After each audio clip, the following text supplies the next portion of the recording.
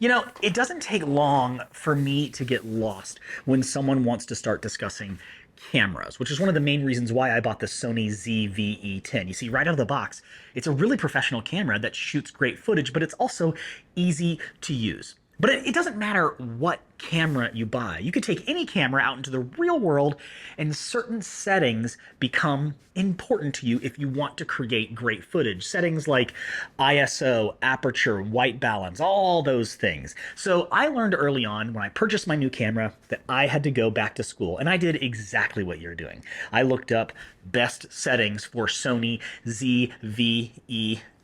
My name's Patrick. I'm a husband, a dad, a human, and a creator living in New York City. And on this channel, we talk about all of it. So today I'm teaching you the best settings for your Sony ZV-E10. Let's get into it.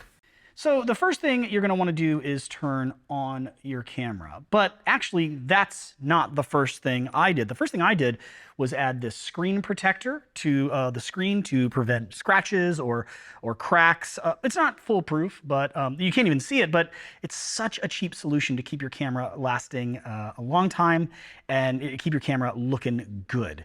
I've also added this frame to my Sony ZV-E10. Not only does it give it like just a little bit more of a robust grip, it makes it feel a little less small in the hands, which might be important to some of you, but for me, I really wanted to feel like I wasn't going to drop it. It also gives all of these extra little attachment areas for you to put lights, microphones, all sorts of accessories. And then I turn my camera on, and it's going to ask me to set, I've already done this, it's going to ask me to set the date and time, which is going to be applied to the footage you take. So obviously, that's an important thing that you want to go ahead and make sure is correct. Now, once you put in your date and time, you are met with intelligent auto mode. Now, for some of you, right out of the box, this camera telling you how to shoot and what it should look like is going to be absolutely fine. And to be honest, if I didn't watch a couple of tutorial videos, I probably would just leave everything as is. But we probably, in the long run, want to turn this off. So the way we get started setting our camera up the way we want is we hit menu. We go over to this second menu, not the first menu, but the second menu. Shoot mode, we move from intelligent auto to manual. Now, the second thing we're going to do is hit menu. And the beautiful thing about this camera is it shoots in 4K, but it doesn't do that out of the box. And I'm not sure why. I'm sure there's a good explanation for this, but we want to move down to file format, maybe to save space or something. I don't know. And we're going to move this over to 4K. So that means you are shooting at this camera's fullest potential, right? And then right after file format, we're going to move over to record settings. This setting changes depending on who you ask. I really like 24p. I think that this has worked for me for, I mean, honestly, almost every video I've ever shot. So that's what I'm going to stick with. I think it's really robust. It's going to work really well. But you might want to play with that and see what's best for you and your workflow. Now, if we're going to change our shooting settings, we need to talk about slow-mo because the S&Q settings essentially mean slow-mo footage, which this camera does a great job at. I'm going to select there. For me, I like, again, shooting at 24, and then I move this down to 60 frames per second. Okay, so now that we are, changing some of these settings here, we can at any time hit this, let me get out of here, menu. We can hit this function button and change a few things here as well. And the first thing I'm going to change is my focus area. Now, for instance, right here it's set to zone. Right here we have flexible spot, but I'm just going to set this to wide. So it is going to focus wide on whatever I am shooting. So I'm just going to get some great focus settings there. Focus area wide, we're good. Sometimes I like to tap back into the menu just to make sure I selected the right thing. And what that means is that that wide focus area means it's going to scan the entire frame, or as much of the frame as possible for my face. I also want to hit the function button again, and I want to go down here to soft skin effect. I think filters on a camera that I'm going to try to use professionally is not my ideal situation, so I'm going to turn that off, okay? So soft skin is off, my focus area is wide. We are starting to look good here, folks. Next thing we're going to do, back into function. We've turned soft skin off. Now here's SteadyShot, which allows you to have a really balanced, steady shot. This is great for people who are vlogging and things like that. But I'm going to actually turn this off. And what will happen is you will see, let's see here, up here, active, standard, off. What you'll see when you do that, now I don't have my lens cap off, so it's really tough to see here, but I've just got this brick wall in front of me. If I go back to function and back to SteadyShot and turn it on, did you see how much it zoomed in? See, it can't film that large of a shot and have it be steady, so it zooms way in to make sure that steady shot is as high end as possible. But when we turn this off, yeah, our camera might be, you know, have a little bit more shake to it, but you're going to get such a wider shot. So the next thing we want to do is change our shutter speed and our aperture. So you can see here I'm shooting at 24p, so our shutter speed should be about double that. So if I just turn this wheel here, you'll see that it's at 160, 125, 180. I'm going to take that all the way back to 50. So 24 times 2 is, well, 48, 50.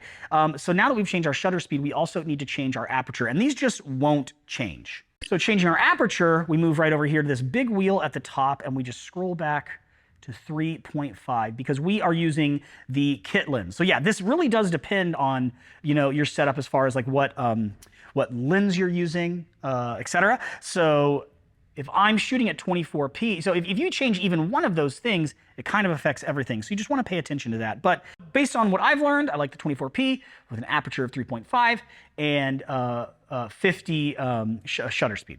So our shutter speed and our aperture essentially do not need to change since we are using the kit lens here. But one thing that will change is our ISO here. So if I touch this, and let me actually pull the lens cap off so you can see this as well.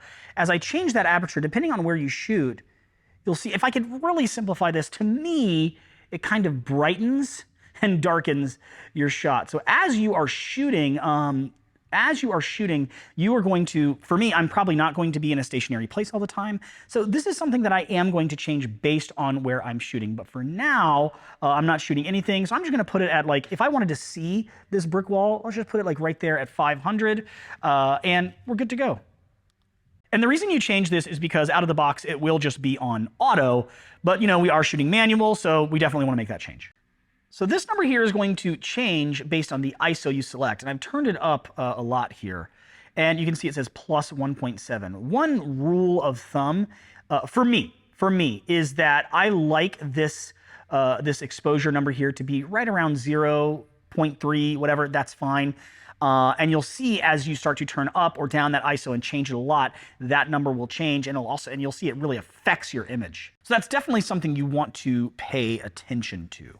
But again, all of these numbers and things like that, it's really telling you what you're already seeing here on the screen. If you like what you're seeing on the screen and people are still clicking subscribe, you're in the clear, don't worry. Now that's just a quick tutorial on how to make your camera shoot the way you want, but there are some other menu settings that I want to pay attention to. For instance, we didn't talk at all about image. If you are shooting photos with your ZV-E10, great. I'm probably not. So you might want to spend some time here. We talked a lot about video. There is this network section where you can connect your smartphone, have some Wi-Fi settings, things like that. There's this playback section about how you want video to play back on the device. There is a My menu where you can create a custom menu on the ZV-E10 with settings that you constantly access. I haven't done this yet, but it might be something you want to peek into. I don't see myself changing a lot of the settings except for, like I said, ISO and some things like that. But one place I did want to spend some time is in the setup. So we have monitor brightness, volume settings, etc. Anything you change in here is set up a certain way to probably save you battery power. So if you go up to monitor brightness and turn it way up, you're probably going to experience less battery life. That's okay, it's totally up to you. But one thing, even as I was shooting this video, that I wanted to change was power settings. Power save start time, 1 minute. So if you don't touch this for a whole 60 seconds, it will just zoop go into power save mode. And the way you get it back is by touching this black button here for photos, not the record button, but the black button. Actually, probably both would work, but it'll just pop right back on while still having the switch turned on. Fully powering it down obviously would turn it all the way off. But if you don't want your camera if you're not touching it, if you're not messing with it, maybe you want to change this to 2 minutes or 5 minutes. I think 5 minutes works for me. It's just so that it doesn't shut down when you're like in the middle of like maybe making a change to your setup or something, and then you go back and kind of have to get it back on and running again. So not only do we have all these settings for making your videos look good, we also have all of these settings for actually just camera operation.